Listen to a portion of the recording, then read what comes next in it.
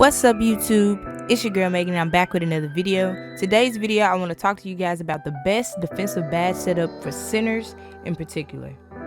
Alright, so as you can see right here, this is pretty much how I run my badge setup across all of my different center builds. Yes, I know I have a lot, we have already established that, but this is pretty much what I like to run in my badge setup. So right now I'm just gonna quickly name all the badges and the tiers that I like to typically use, and then later on in the video I'll break down the badges and what they do and stuff like that. Alright, so in this center build in particular I can get 44 defensive badges. That's including the rebirth badges, the extra badges from the college, and all the extra badge points that you get after hitting level 40 each season. Alright, so typically I'll run my box on gold, Hall of Fame pogo stick, Hall of Fame rim protector. I like to run either silver or bronze tireless defender. I like to always keep something on tireless defender. We'll talk about that badge later on in the video. Post move lockdown. I know a lot of people are still skeptical about using post move lockdown, or post lockdown as I should say, but I still like using the badge. I don't have it that high, but I still like to have it on just in case. Bronze Interceptor, Hall of Fame brick wall, gold chase down artist. Sometimes I might switch it up, change it around. I'll play around with the use either gold or Hall of Fame chase down artist.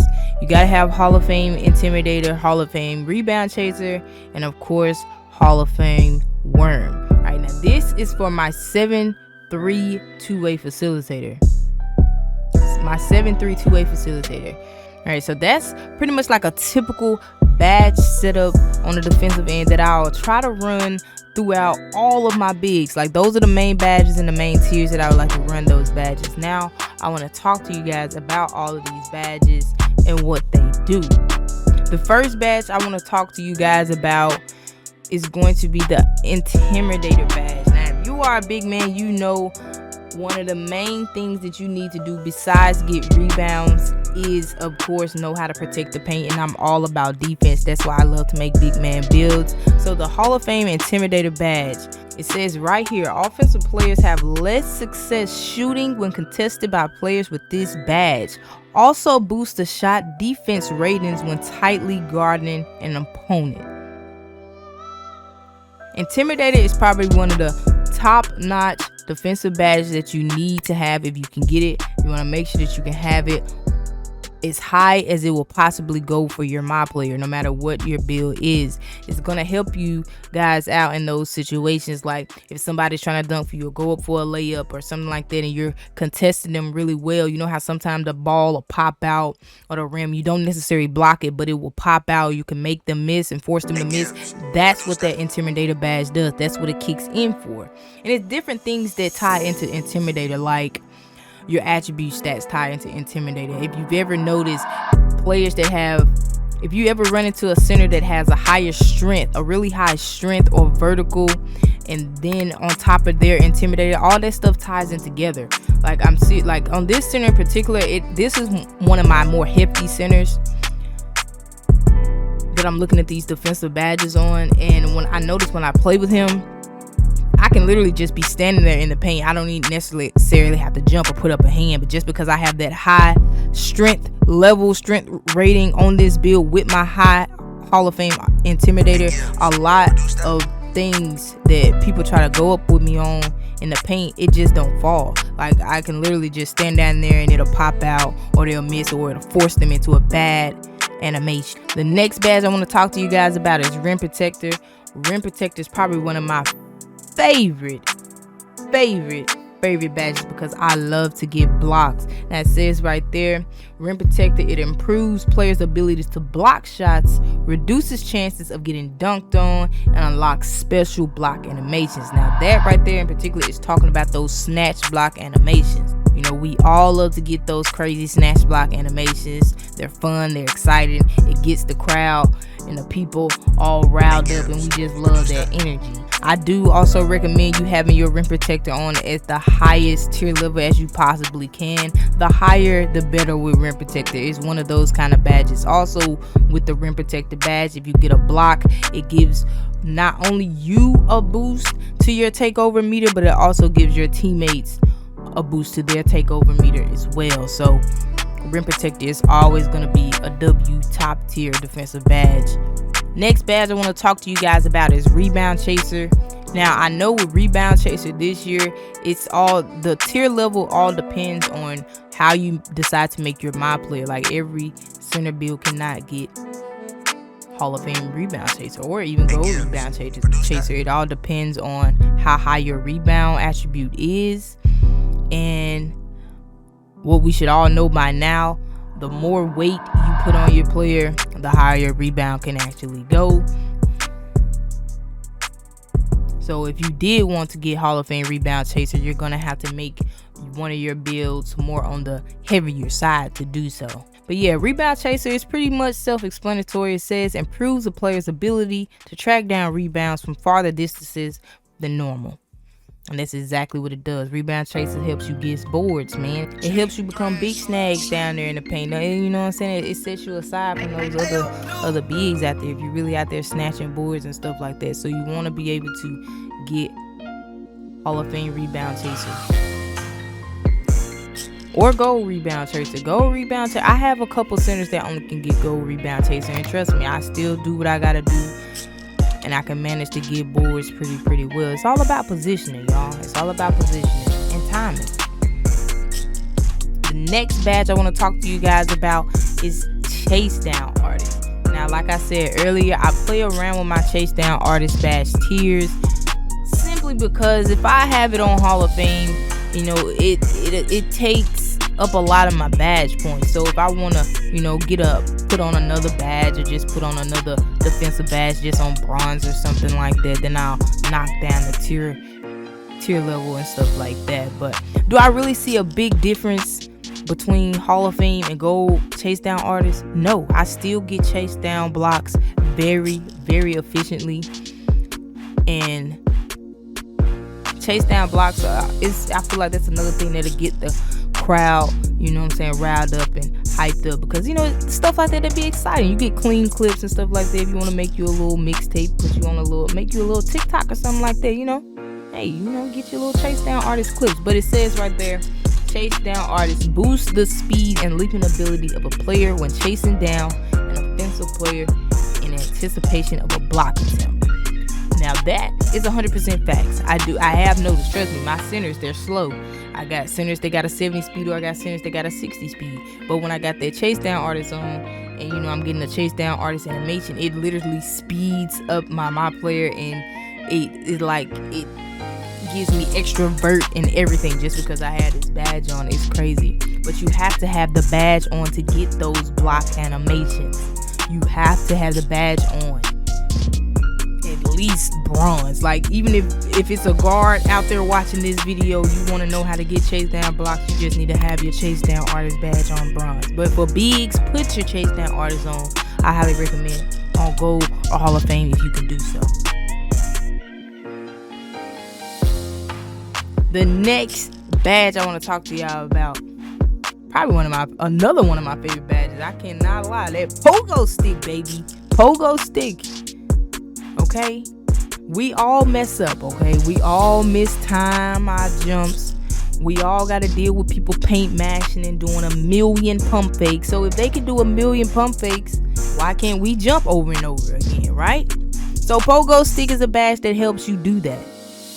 Pogo stick is a badge that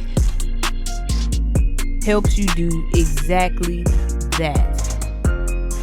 It says right there, pogo stick allows players to quickly recover and go back up for another jump upon landing. This could be after a rebound, block attempt, or even a jump shot. It could be after a rebound, block attempt, or even a jump shot. Did y'all hear that?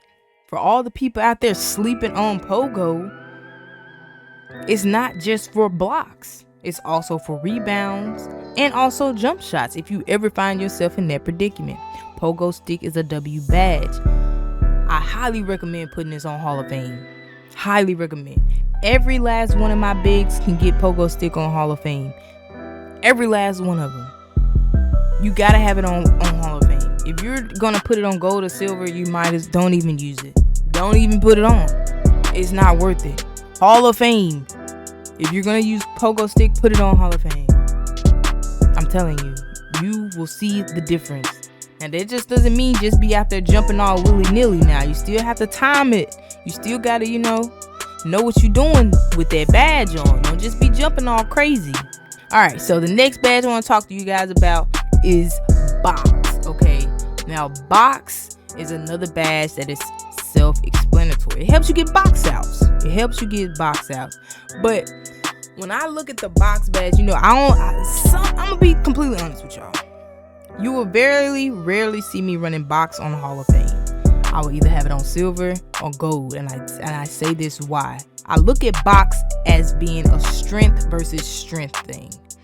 And on this build in particular, this is one of my heavier centers, and he's also 7'3". This build has like a 90 plus strength on it.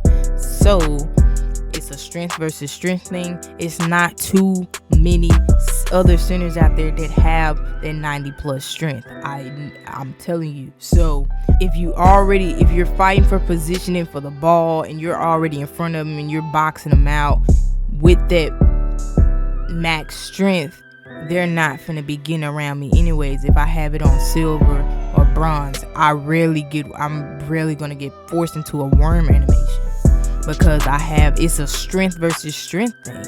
And that's the same for the worm badge. I'm going to talk about the worm badge next just because I brought it up. But it says right there, Box strengthens a player's ability to effectively box out opponents in anticipation for a rebound. So next up, we're gonna talk about worm. So when it comes down to the worm badge, I do like to run worm on Hall of Fame and gold on certain center builds. It depends. On this build in particular, yes, because I have that strength. I like to fight over the rebounds, fight for positioning. But if I'm on one of my smaller centers or my power forward in particular, I'm not necessarily running worm because I'm not going to be the primary center with a primary big man on one of those builds. And when it comes down to getting rebounds on my skinnier centers, because it's more of a speed thing, I can get to the rebound faster and I can jump higher than the other bigs. So that's a conversation for a whole nother day because we're not even talking about that one right here in this video in particular. So it's all situational. I would say. Well, for me anyways.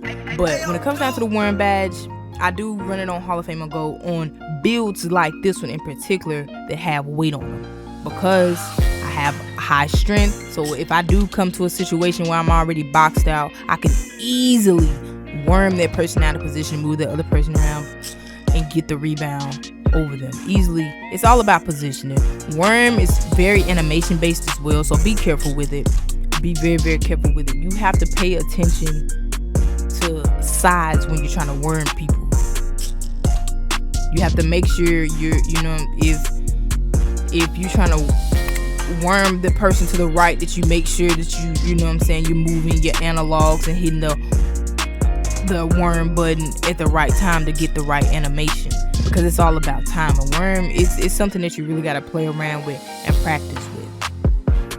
But it says right there, when box style rebounders have more success swimming around and getting into successful rebound position. That's what the worm badge is for.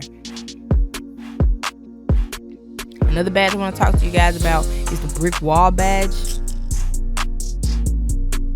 On all of my bigs, I try to run my brick wall as high as possible.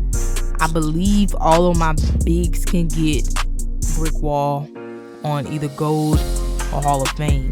But if they only can get it gold, that's why I run it on gold. If they can get it Hall of Fame, I'm going to run it on Hall of Fame. This build in particular does get Hall of Fame brick wall. And brick wall, not only does it help you set big body screens, like it says right there. This badge makes it tougher for defenders to get around screens and harder for offensive players to back you down. Did you pay attention to that? It makes it harder for offensive players to back you down. So like if someone is trying to post you up in the paint, you're going up against the paint beast. That's, if you've ever seen your brick wall pop up, that's why it also does that. Players hit by contact from a brick wall lose more energy than normal. At the Hall of Fame level, this player sets vicious screens in the park or blacktop.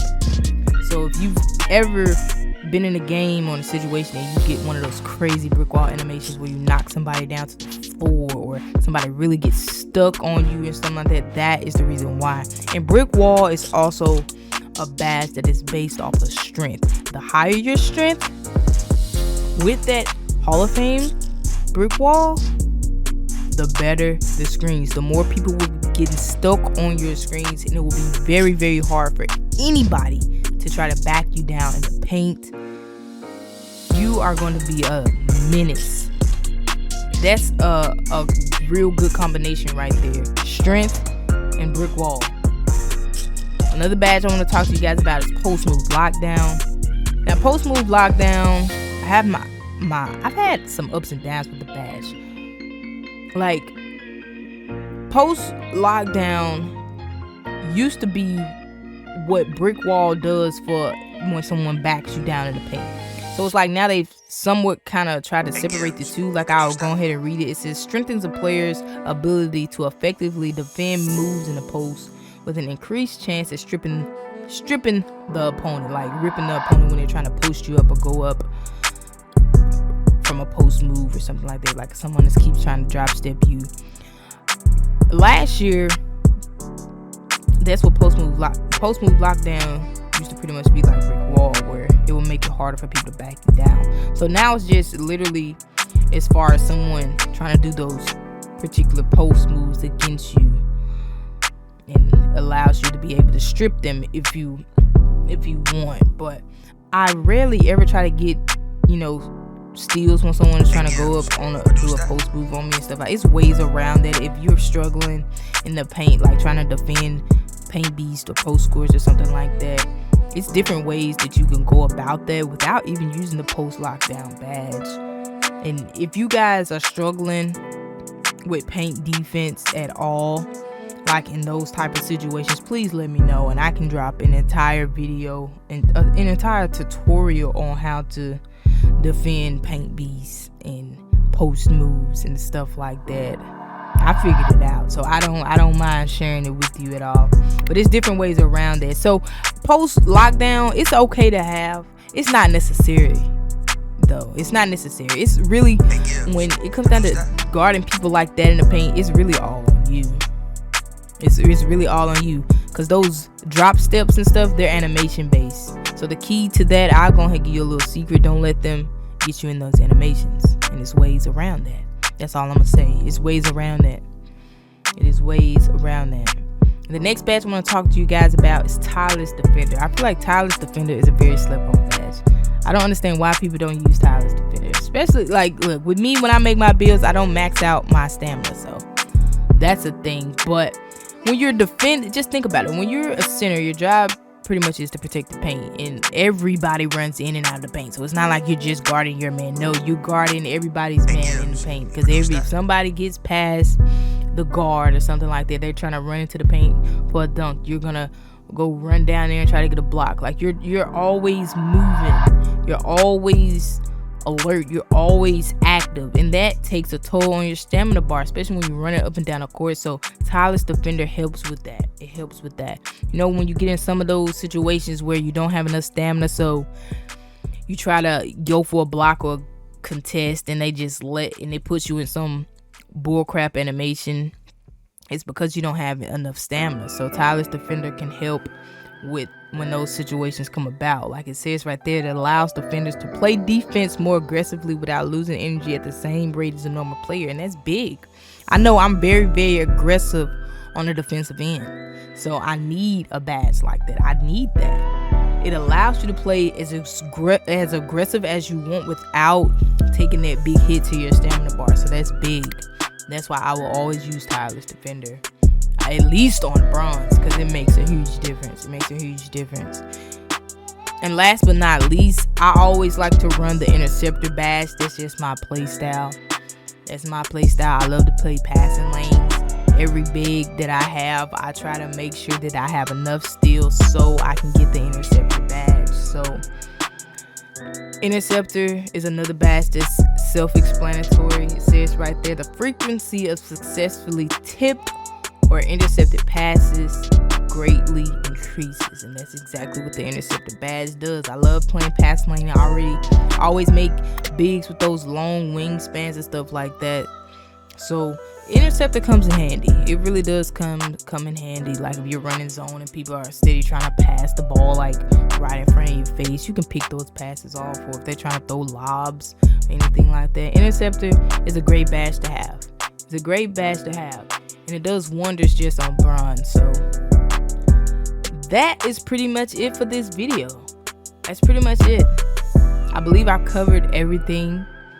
Like I said early on in the video, if you guys need some more in-depth tips or tricks on how to play better defense or defend paint beats or just defend the paint in general, please let me know, because I'm big on defense. I pride myself on defense, and I feel like I play it very, very, very well. So just let me know. I really hope you guys enjoyed this video. I hope I helped you guys out. Make sure you leave a like, comment down below, subscribe to the channel if you are new, and don't forget to hit that notifications bell.